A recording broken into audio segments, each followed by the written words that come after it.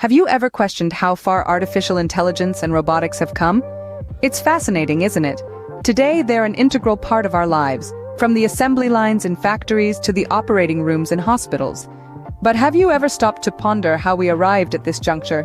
How did we transition from simple tools to complex machines that can think and learn? It's a captivating tale, one that's woven into the very fabric of our existence. So dive with us into the fascinating journey of robotics evolution. It all started with the Industrial Revolution. As factories and production lines sprung up, the world witnessed the birth of robotics. These weren't the humanoid figures we imagine today, no.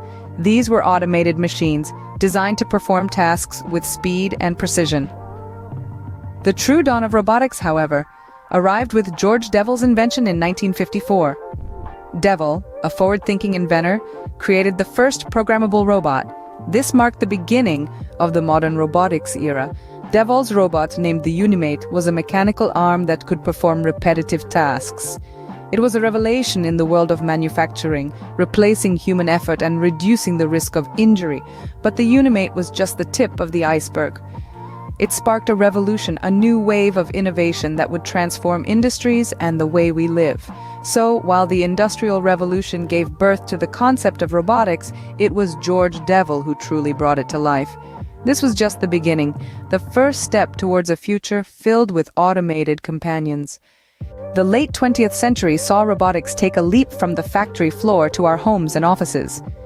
It was a time of transition and innovation where robots began to take on roles beyond industrial automation.